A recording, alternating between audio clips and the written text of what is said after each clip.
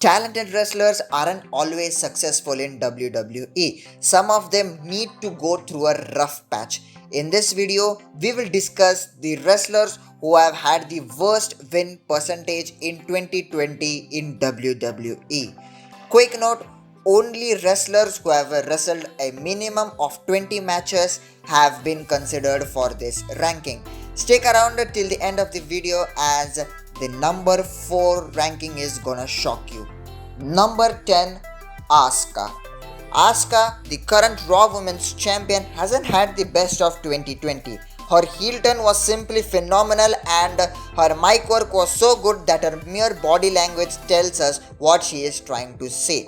Even though she was turned forcibly face after Becky Lynch gave her the belt, Asuka is still maintaining her mic work in Japanese, putting in some English here and there, and never doubt her wrestling abilities. Asuka has wrestled 34 matches in 2020, out of which she has won 13 matches, making her win percentage at a low 38.3%. Now that she is at the top of the Raw Women's division, we surely hope that her win percentage will improve. Number 9, Alexa Bliss.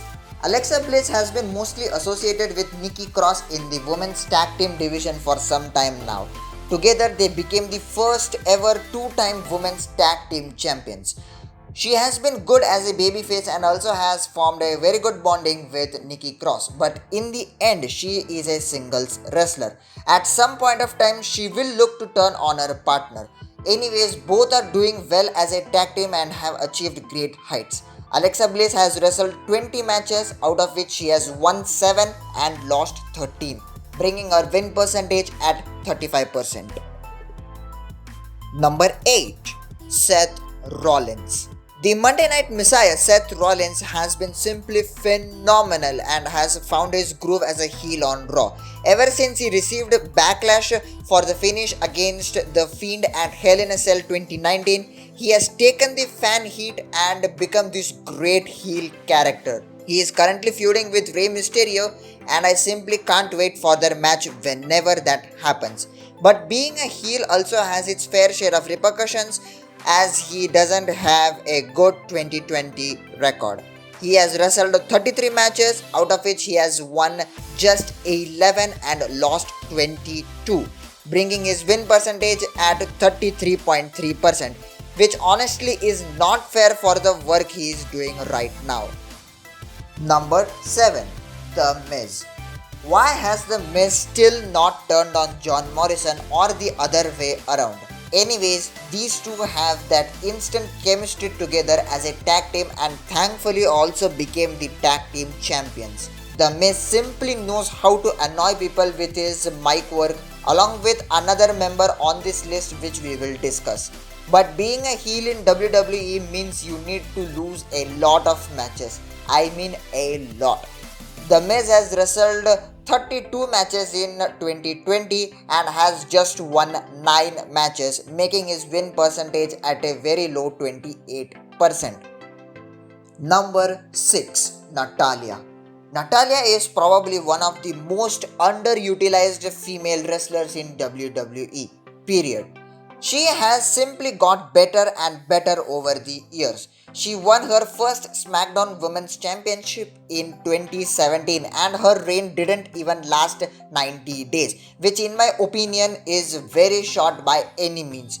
I simply don't get the point of only pushing Charlotte Flair on all the 3 brands when you have got someone like NATALYA who, given a chance, will definitely flourish. She has wrestled 22 matches in 2020, which shows how limited she has been used. And out of those 22 matches, she has just won 6. Her win percentage is currently at 27.3%. Number 5, Lacey Evans. Lacey Evans is one of the only few baby faces on this list.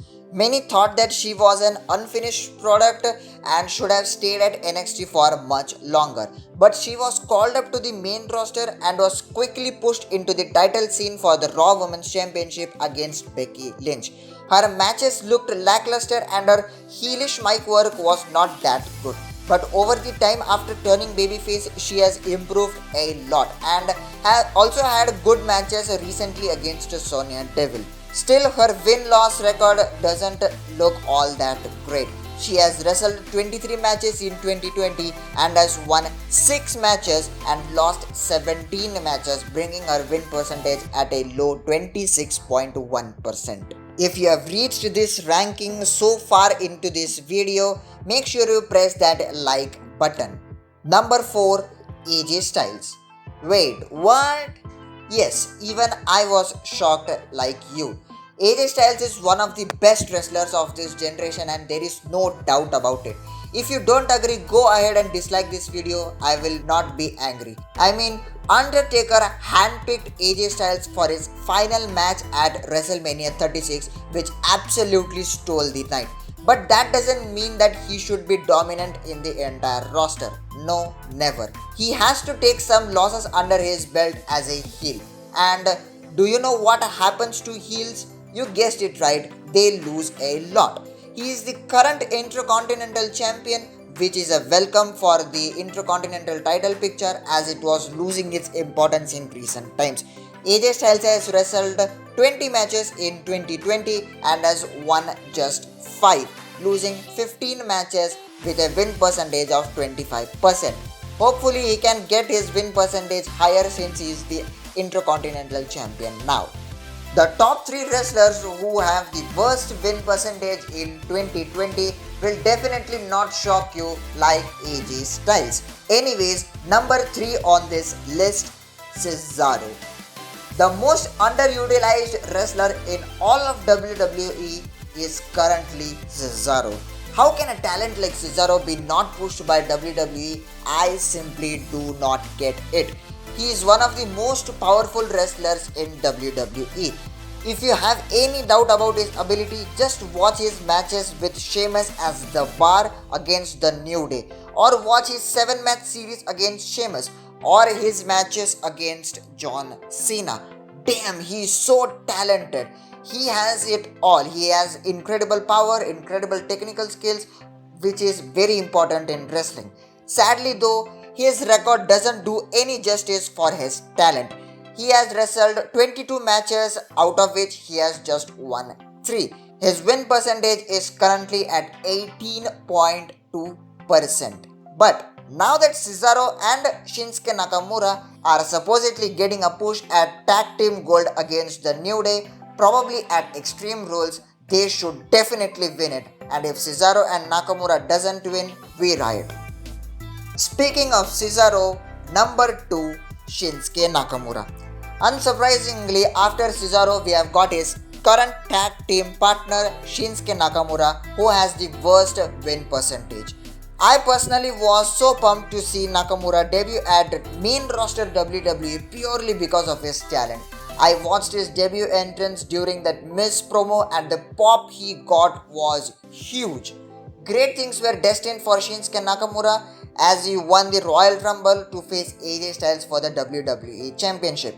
But things just turned upside down for Shinsuke Nakamura as he turned heel at WrestleMania. He has wrestled good matches, no doubt about it, but he hasn't been pushed, which makes him one of the underutilized talent in recent memory. As said earlier, if Shinsuke Nakamura and CESARO don't win the Tag Team Championship, we definitely will riot. He has wrestled 24 matches in 2020 and won just 3, bringing his win percentage at a staggering low 12.5%. And number 1 on this list, King Corbin. King Corbin is the other wrestler I talked about who knows how to annoy people with his heel promos. He is just a natural heel. He simply thrives on the boos he gets. But Baron Corbin was once really over with his lone wolf gimmick. Due to the decisions made by the management, he was made to look like a douchebag. When he won the King of the Ring and became King Corbin, we all thought that it would be a fresh start for Baron Corbin. But he was inserted into an endless feud with Roman Reigns and the Usos, and the booze he received was pretty understandable that it was go away heat. If he goes away for some time and then comes back, it would really do wonders for his character because he has got that potential to be a great champion. He has wrestled 33 matches in 2020, just shows how he is constantly being used on television, and has just won 3 matches and lost a whopping 30 matches, bringing his win percentage to an agonizing 9.1%.